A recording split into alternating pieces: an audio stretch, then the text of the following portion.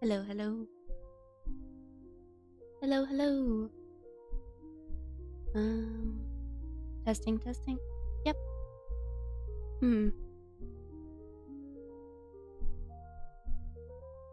Hello. Testing. Hello. Okay. Sorry. My mic was being weird. Yeah, still working out the new mic setup, so let me know if it's trash. Hi, good morning. My cat just took a fat dump. They always do this. I'm gonna have to go take care of that. The second that I switched scenes, Nox was like, I'm gonna gas this bitch out. I'm sorry, give me like 1 second.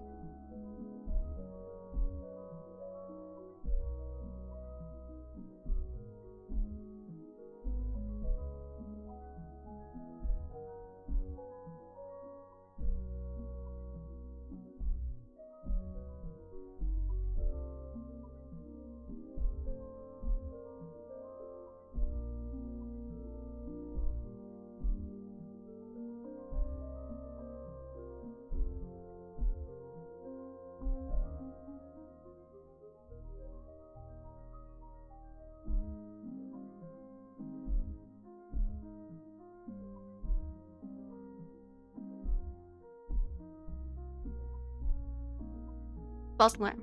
Okay. I thought he was taking a shit. He was not. Yeah, because they both kind of have a habit of that, but especially Nox. But yeah. Hi. Good morning. I hope everyone had a great week. Apologies for being away. I was not feeling well. I was, sorry, the boy is being funny. I was having issues with, my PCOS. I was just in a lot of pain, and, it's just, yeah.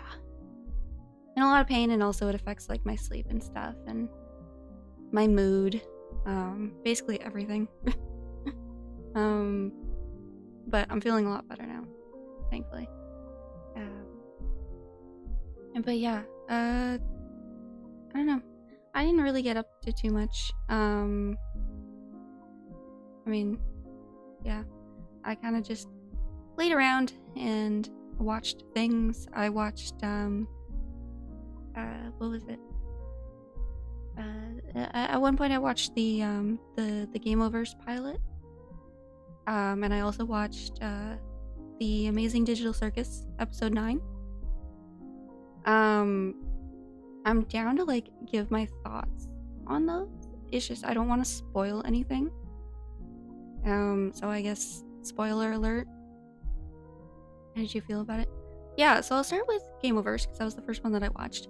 I'm gonna try and avoid spoilers. But if you're super averse to that, I don't know, plug yours for the next few minutes. But yeah, Gameoverse, I really liked it. I really liked it a lot. I wasn't expecting, like, not in like a bad way or anything, but I just wasn't expecting to like it as much as I did. Because on the surface, it just like I didn't really know what to expect, to be honest, when it came to that pilot. And the first like 5. What is he doing? What are you? My goodness, he's got the zoom. Oh no, he's attacking his tail. Fuck. Okay. Sorry, Nox is he needs help. Hang on.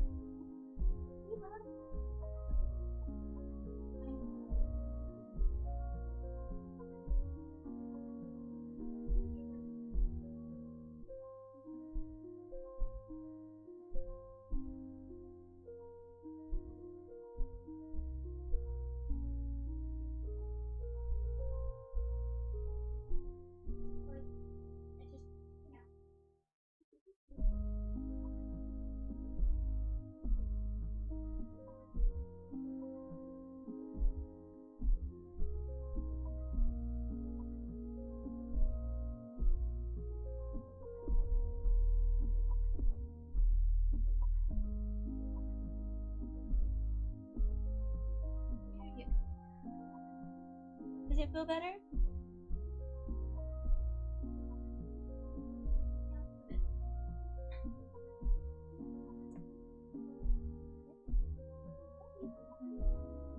Okay. Yeah, Nox's been having a lot of issues. This past week or so. I think, hi, welcome. Yeah, he's been needing a lot of extra hands-on care, the past little bit. His, we're pretty sure it's feline hyperesthesia, where like his back and his tail get really sensitive, so he starts attacking it. It's been really bad. This past week or so, I think because of allergy season. So yeah, I might have to look into maybe upping the dose on his allergy medication. Maybe, because we can't start him on the Prozac yet until he's had his asthma treated. And his asthma's been getting bad too. So it's just been constant, like every 5-10 minutes I have to go help him with something. It's a lot, and I feel bad for him. But almost on the way of saving up for the asthma treatment. So and I was quoted for the thyroid testing, and it's like 150. So they said they're not too worried about thyroid. I'm still a little bit worried. I think if we're gonna do a blood draw, we might as well test his thyroid. But that's just me. But we'll play it by ear, one thing at a time. Anyways, yeah. So I'm like, when I'm streaming over the next little while, like there might be times where I have to stop and go check on him or make sure like he's okay. Yeah. Anyway, let's get comfortable here. Okay, so I was gonna give my thoughts on Gameoverse. IRL takes priority over us. I'm glad you understand. I appreciate that. Yeah, so Gameoverse, I just didn't really know what to expect going into it. And the first 5 or 10 minutes, I was like, okay, this isn't bad. And by the end of it, I felt like I wasn't doing it, but I felt like a little kid. Back when I was a little kid, like laying on the carpet, watching Saturday morning cartoons. Like I felt so giddy. I absolutely adore Kit. She's just oh my goodness. It really took me back, I guess. And I'm really looking forward to seeing more of Gameoverse. I find my only critique. Well, actually, but before I get into that, I'll keep listing the things that I liked about it. But what was I gonna say? I really like how it was fast-paced with a lot of punchy jokes, but it didn't feel very like jingling keys. Like it didn't feel like brain rot or like Kid's Law or anything like that, if that makes sense. Like it was very fast-paced, but it felt it felt right. And I think that's part of where that like nostalgia kind of kicked in, along with the fact that like Kit just kind of reminds me of like a classic cartoon heroine. And then on top of that, like there's actual substance to the story. So it's not just fast-paced in your face. Like there's actual substance to it, which I really like, and I'm really excited to see more. Gobbles is their version of Mahorga. I don't remember who that is, but I'm also really bad with names. Mahorga. I can Google it. Let's not open Google on that monitor. Maorga?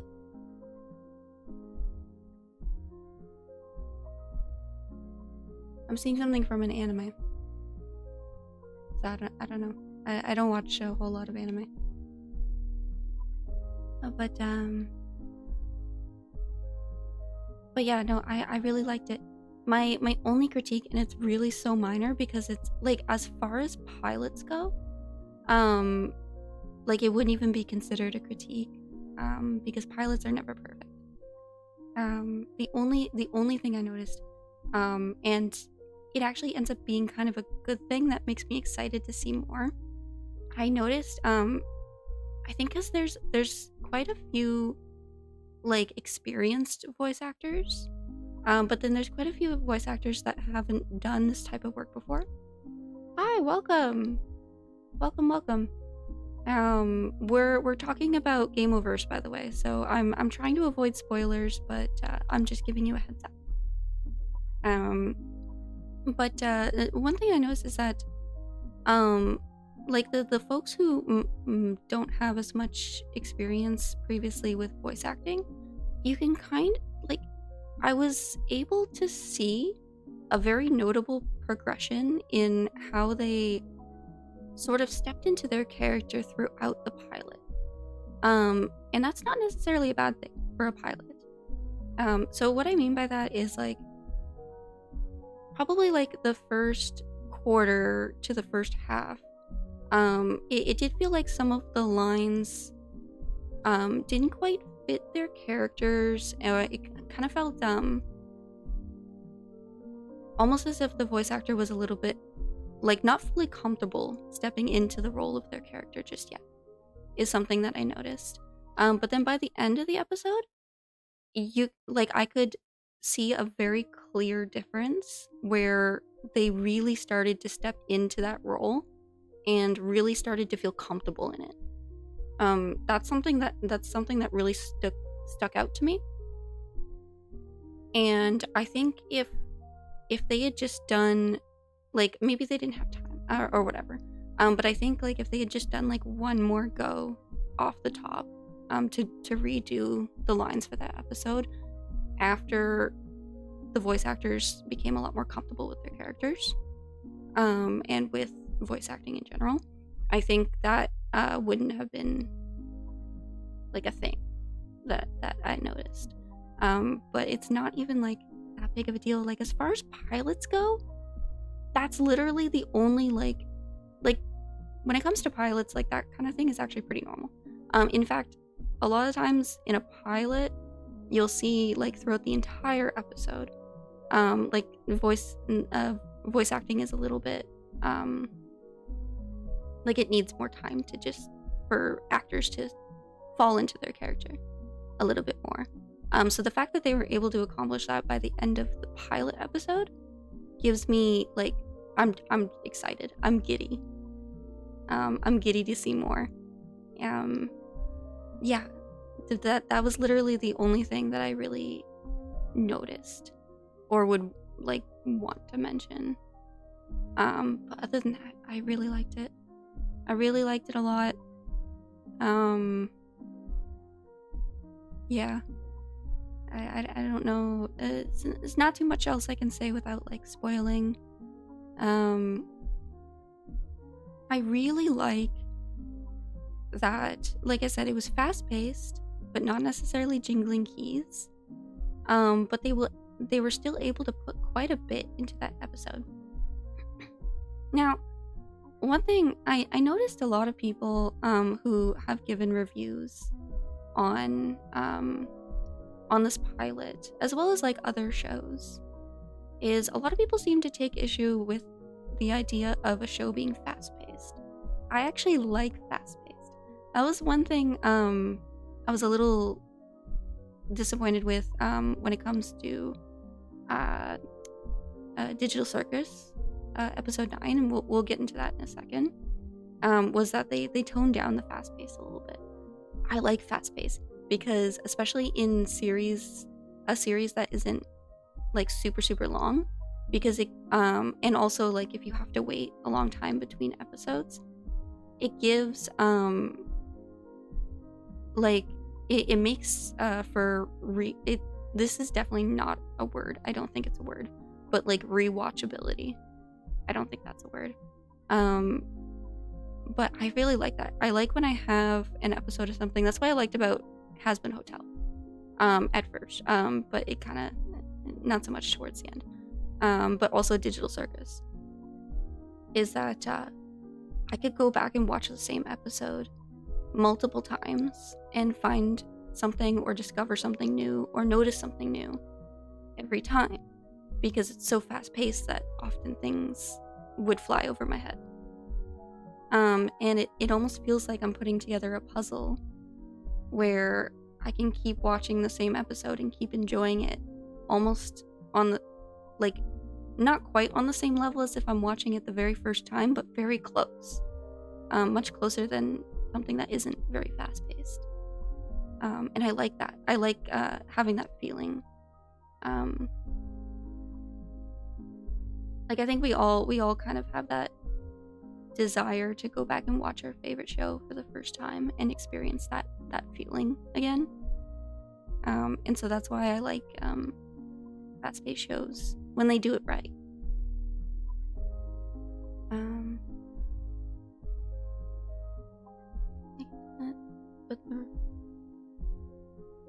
When they announced that Jay Schlatt was a VA, I had to do a double take. Yeah, me too. I was like, I wasn't surprised. Like, in the sense of, like, I wasn't surprised he was going into voice acting. But I was just surprised that he was doing it, I guess. Like, he has the voice for it. Like, he has an incredible voice. And it's very unique. And it's a very, like, I mean, he made, like, a Christmas cover album. Because his voice is just very, like, unique, but, like, in a classic Hallmark way, almost. So I always had it in the back of my head. It was like, this guy should maybe consider voice acting. But I was like, he wouldn't. I don't know if he would be the type. Like, I don't know if he would be the type of person to be interested in that. And then I saw the announcement, and I was like, holy shit! Well, and I gotta check on Nox again. Hey, bub, you okay? You Gucci? Yeah? You still seem fidgety. Hey, bub.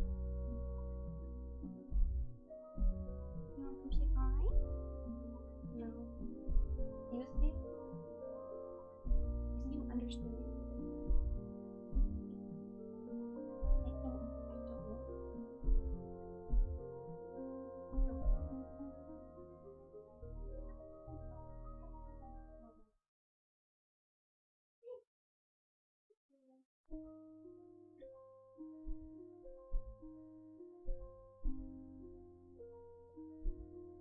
So one of the ways, this is more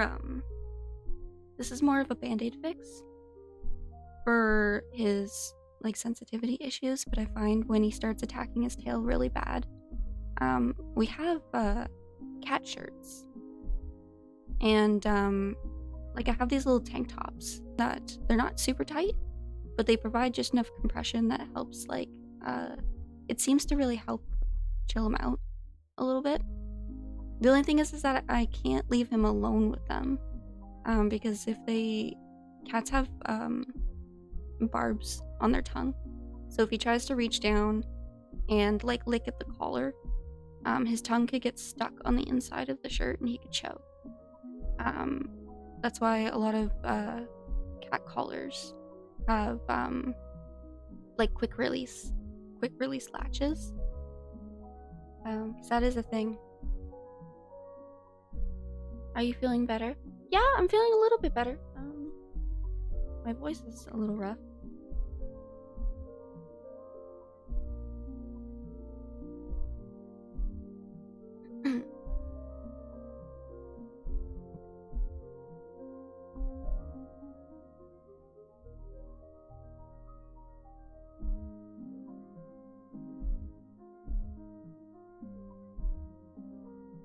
Yeah, I'm feeling a little bit better.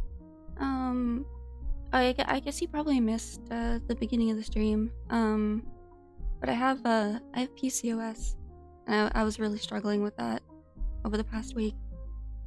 just in a lot of pain, and other symptoms that are not so fun. So, just wanted to relax and take it easy. My voice is rough for unrelated reasons. It's just like that. Granted, I haven't talked much over the past week. So, yeah.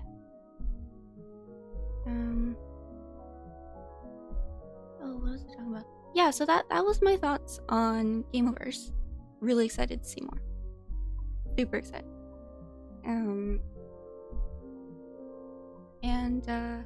Yeah, in terms of Digital Circus, so I'm the type of person, I like to decide shit for myself.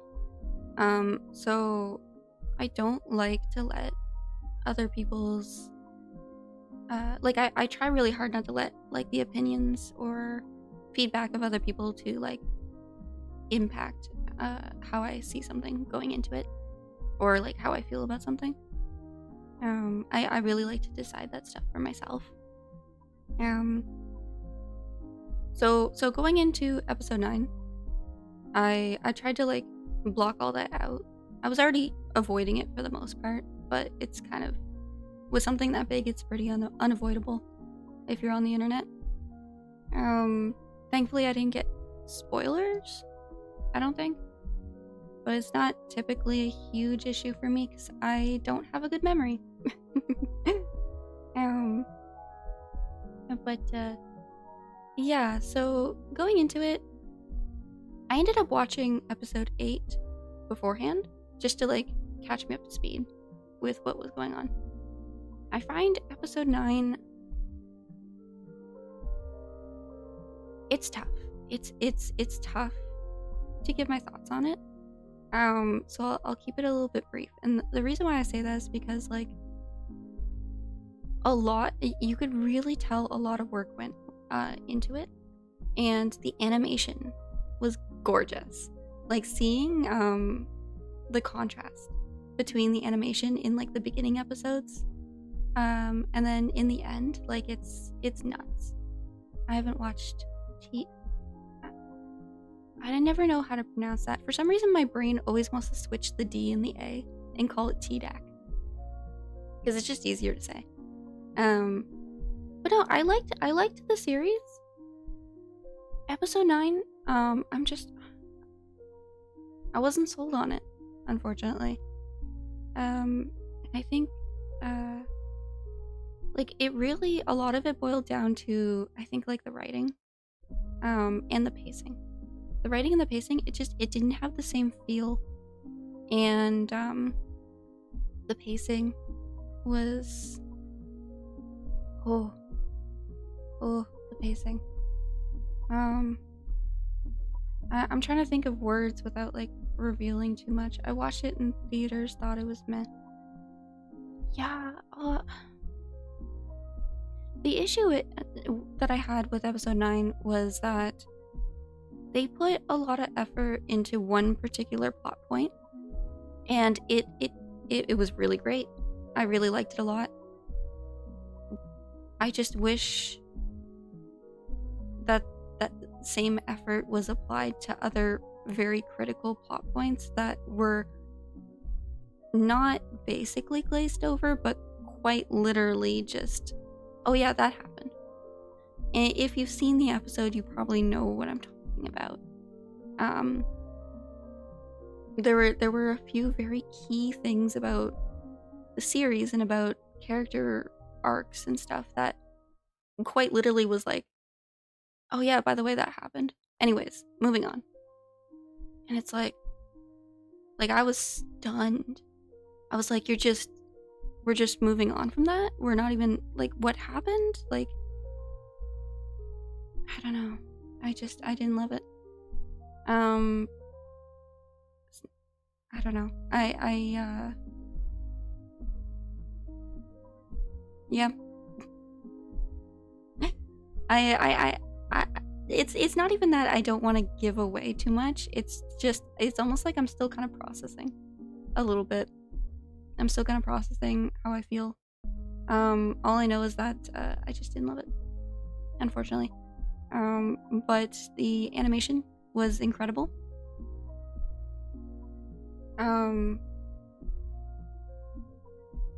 I felt like there was moments where I was expected to care very deeply about something, but there just wasn't enough build up. And there wasn't enough like the episode almost could have been like stretched out into an entire second season, basically. There was a lot that happened that I just wish it was given more. I'm really not good with words. I'm a very blunt person. I'm very straightforward, and not everyone loves that. But I don't really know how else to say it. It really gave the energy of like, I just want this to be fucking done. Like if the writer or whoever made it had the ability to transfer the emotion that they were feeling at the time while making it, that emotion would really just be like, I just want this fucking over with. Because that's kind of how it felt, where it's like, I don't know if you guys get what I mean. But you know, it is what it is. I'm always iffy about watching YouTube specific shows or shows that initially debuted on YouTube because sometimes they're overhyped or just bad. Yeah, I mean,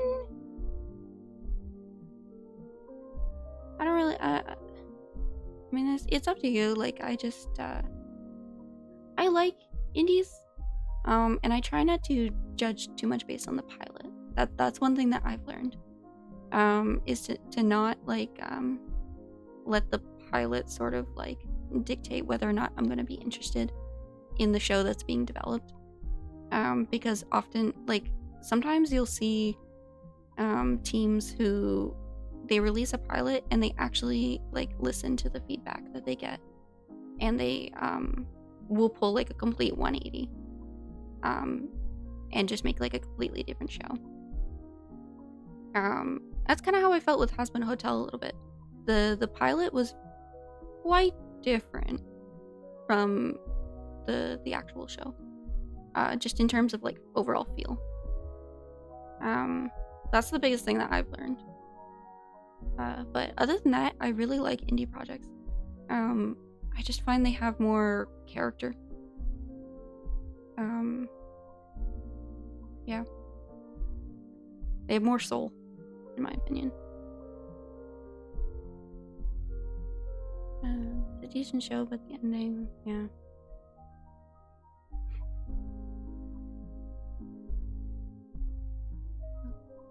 That's also how Gooseworks conveyed it online. Yeah, I know that there was some... I know Goose wasn't feeling super great by the end. And I absolutely understand why. There's no but, by the way. Like, I know it kind of sounds like I was leading up to a but. No, there's no but. It's just sad. And I feel bad. It sucks when you devote so much time and energy, but also like passion. And when you create something, often like a lot of creators it's almost like putting a piece of your soul into something. It's very deep, very personal when you create something, oftentimes.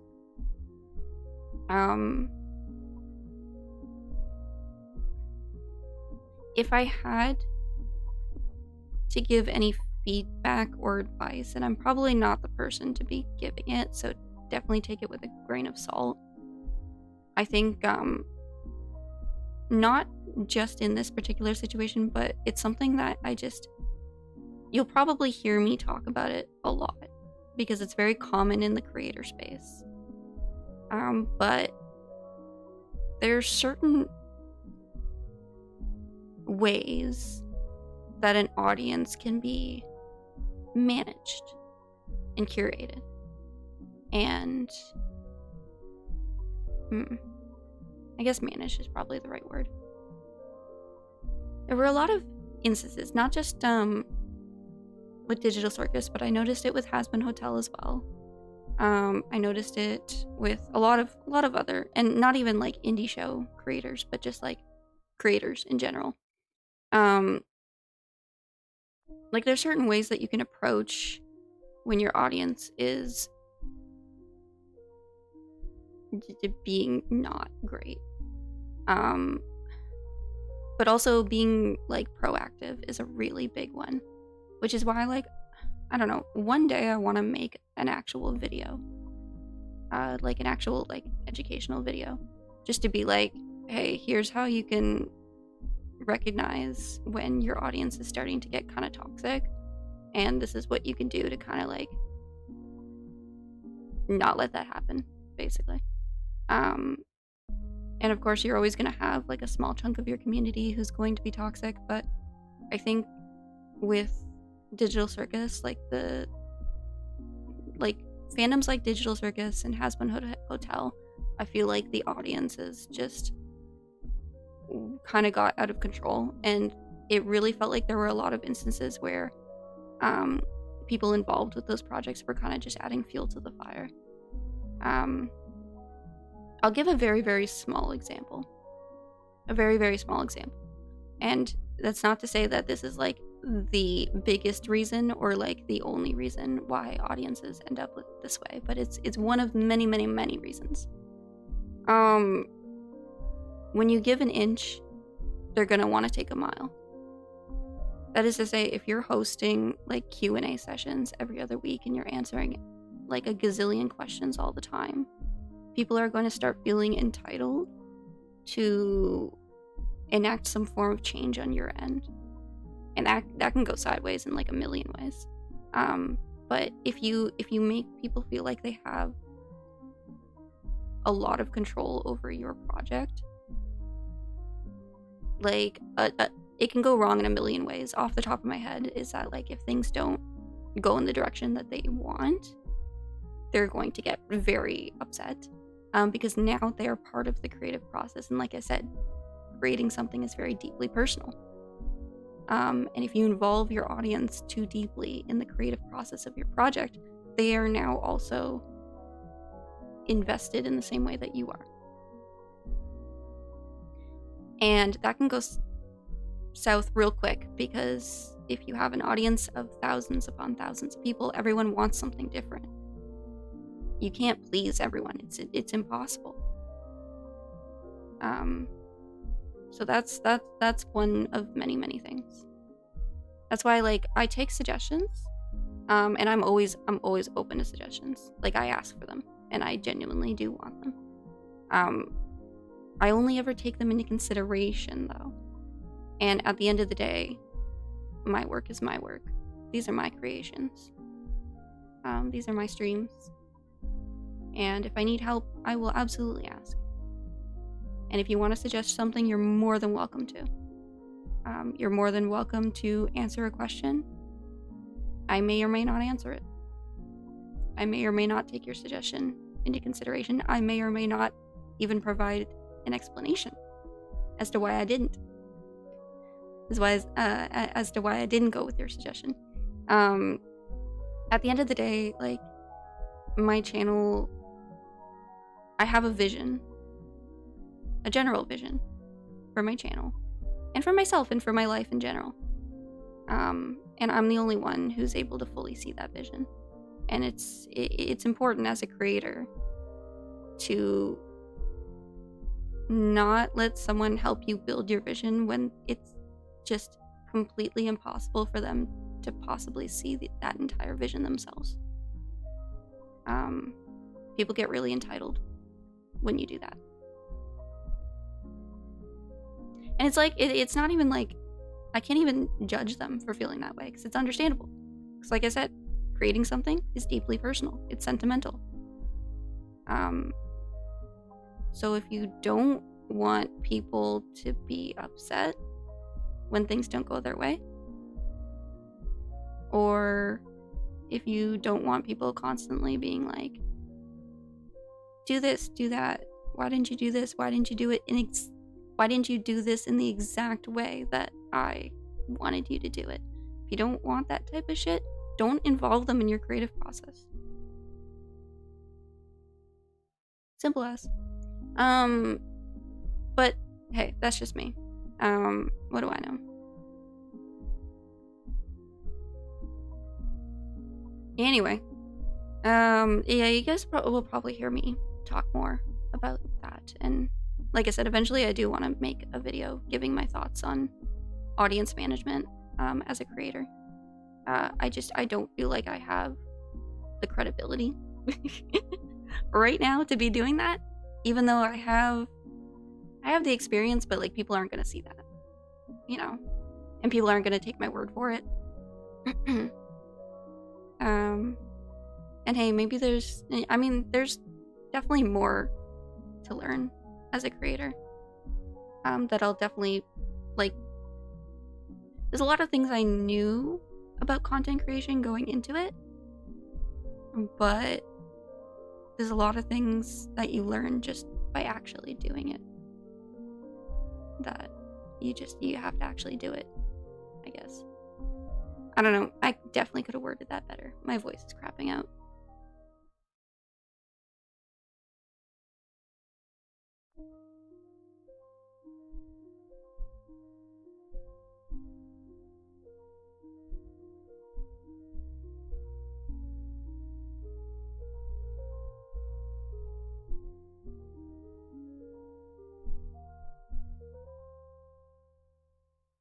Hey, sorry, Warlock, you're probably not even here anymore. But sorry, I didn't see your message. But yeah, thank you for dropping by, and see you later. But yeah, audience management is very important. Did you find any cool games during the summer sale? I did. Let me pull open Steam. I wanted to talk about that. Let's see here. Yeah, I got a few. Some of them were on sale, some of them I just bought. I didn't have a lot of money, so I didn't get too much. But I got Iron Lung. And by the same developer, The Pony Factory? I don't know, it looked really creepy. And I've been itching to play a shooter game. But not like shooter slot. You know? Just like a game where you shoot things. I've been itching lately. I don't know what it is. Like the past couple of months, I'm just like, I want to play something where I shoot something, but my GPU can't handle it. But apparently my GPU should be able to handle this one. So I'm excited. And then I got a game called Lucid Blocks. I went a bit overboard and spent around 30. Yeah, I spent about $30, I think. I'm pretty sure. After tax. 20, yeah. Yeah, that's around how much I spent. Yeah, I got this game called Lucid Blocks. I don't remember what it's about. Let me see. Explore, build, and survive in a cryptic expanse oozing with dreamlike oddities and esoteric critters. Right, I remember seeing it and it looked trippy as fuck. I really wish, there's a couple things I wish Steam had. The first one I mentioned before, which is, I wish games could have a certified label that says, like safe for streaming or something like that. Like, just some type of, icon next to a game name. Just saying, like, you don't have to worry about, this game, like, showing your name or accidentally clicking on any links and stuff like that. Like, just, or even a tag. Because you never know. And it's not like I can't just go and play the entire game off stream and then play it on stream. Like, I could, but it wouldn't be fun. It's similar to Minecraft. It looks similar.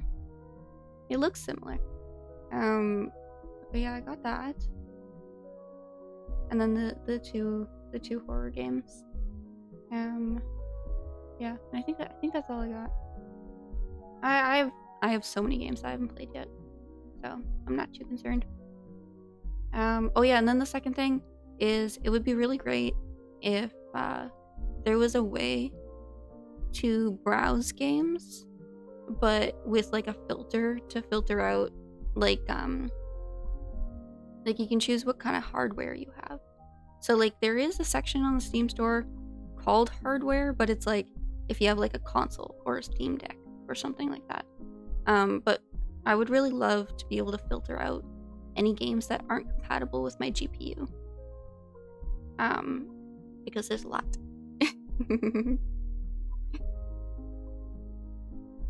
Before I play any of these, I still have to beat the DMC franchise. What is that? DMC franchise.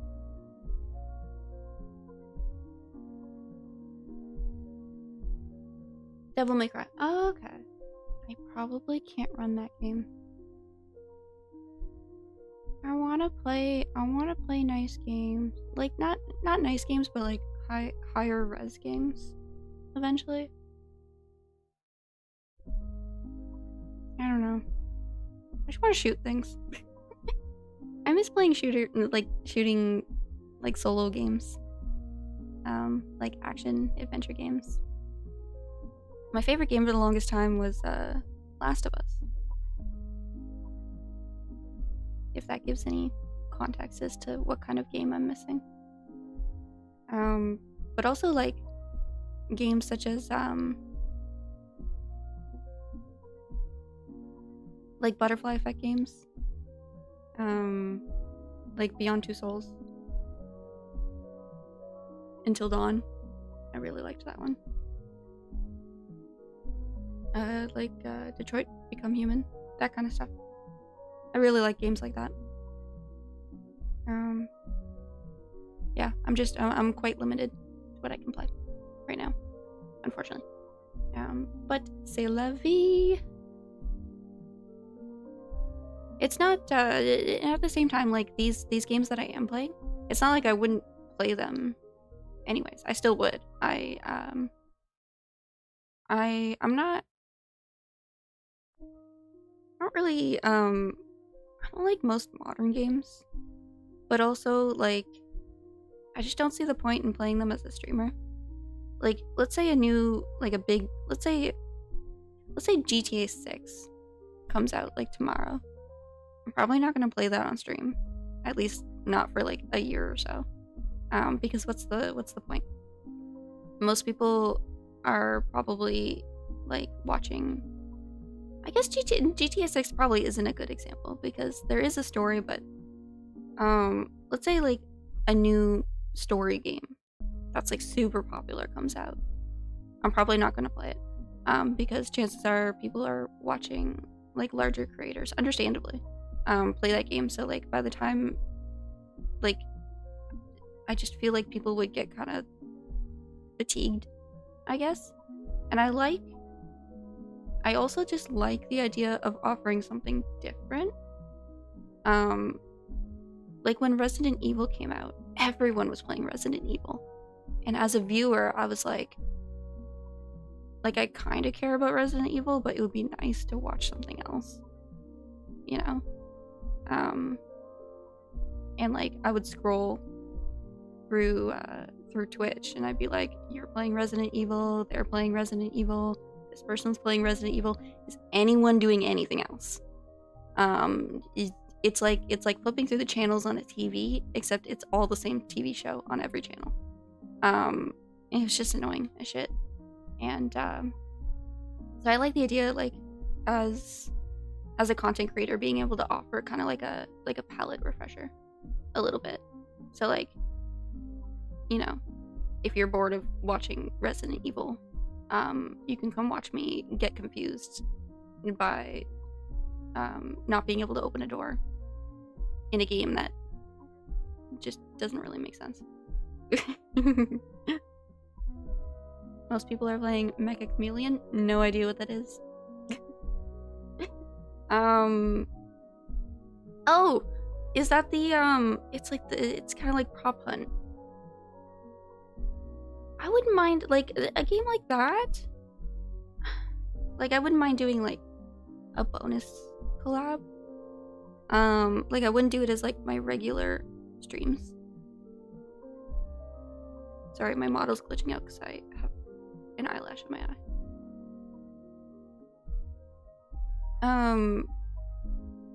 Yeah, no, that actually looked really interesting. I would probably play it, but I wouldn't play it as like a regularly scheduled stream.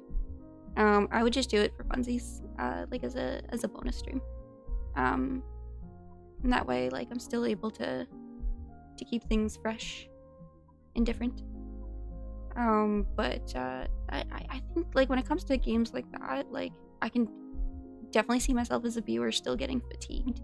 So I would still want something different, but not nearly on the same level as like Resident Evil, for example. Or when everyone was playing Pragmata. I could not care less about that game. And everyone was playing it. Terms and conditions, hello.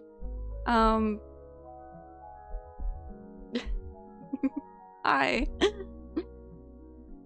Nice username. I appreciate that it's not too long.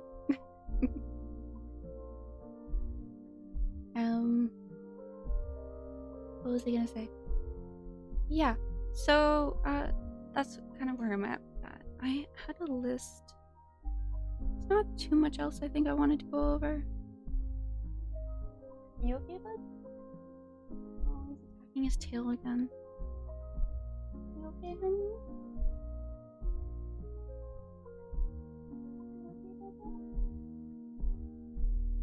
Oh, honey.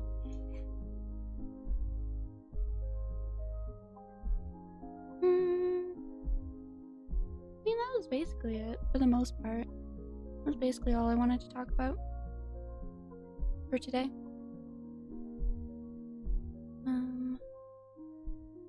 Never gonna read your messages, just like the actual thing. Oh my god. Just please don't make them so long. And if you do, just make them ADHD friendly, please. Oh my god. I got really drunk a week ago and thought of an amazing idea. Oh, okay. Here we go. Peanut butter, hazelnut milk. Same principle as chocolate. I'm confused. Peanut butter and hazelnut milk, same principle as chocolate milk. Does it taste like chocolate milk? I'm confused. I would think that like hazelnut milk with just like a bit of honey or something might taste more like. I guess peanut butter, I can kind of see it. Yeah.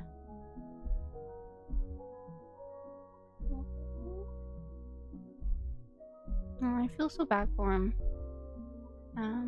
He'll be okay though. I'll probably ask. Yeah. Thing is, I just refilled Nox's medication. So, A, I can't really afford more. But B, like I guess we would have to wean him on to the higher dose anyways. I don't know. Maybe I'll ask. Maybe they can.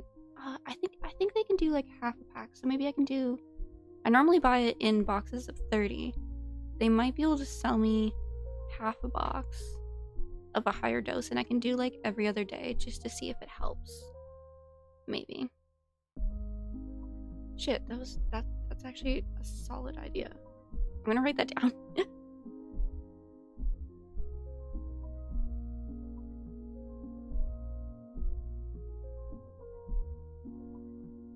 Yeah, because it's allergy season. He might just need a little extra help. Like he's still, even if it is hyperesthesia, that still needs to be treated fully. It's just allergies tend to make it worse. And if his allergies are currently making it worse, like if I'm able to make it just a little bit nicer for him until after his asthma treatment, then that would be great if I could do that. That would be fantabulous. Okay, cool. So yeah, other than that, what was on the schedule for this week? I'm Not a Robot on Wednesday. It's a CAPTCHA game. I don't know anything about it, so please don't spoil it. All I know is that you fill out CAPTCHAs. Perfect timing too, because I was doing something that required me to fill out a CAPTCHA recently. I didn't realize that having a VPN on would make it act weird, so I thought that I was just getting it wrong each time. And oh my god, I spent like 10 minutes just spiraling. Completely spiraling. Second guessing myself and just being like, second guessing like the CAPTCHA and being like, does that count as the stairs? So like they would show me a picture of stairs and it's like, click all the squares with the stairs in it. And it's like, okay, does like the concrete underneath the stairs, like do you define that as stairs?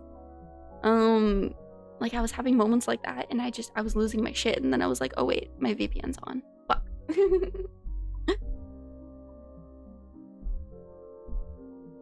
Yeah, it's silly that it I mean, I get it. I get why they wouldn't want you to authenticate with a VPN. It's just fucking annoying. Maybe VPNs will eventually figure out some type of like CAPTCHA like feature, that when you're filling out a CAPTCHA, like it'll still mask your IP, but in a way where like the CAPTCHA will accept it. That would be sweet. That would be cool. I don't know how they would do that. But yeah, it just kind of defeats the purpose of using a VPN, which is the point. That's what I'm pretty sure that's what the CAPTCHA wants. But in terms of online security, it sucks.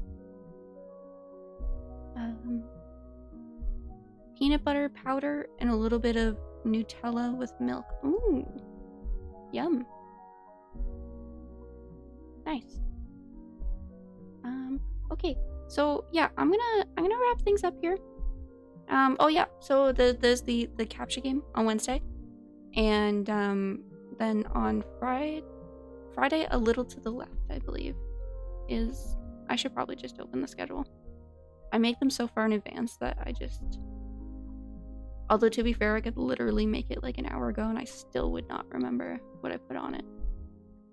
It's kind of fun though, because it's like a schedule will come out and you guys will be like, oh cool, this is what we're doing this week, and I'm sitting there right along with you being like, oh cool, this is what we're doing this week. It's a fun little surprise for everyone.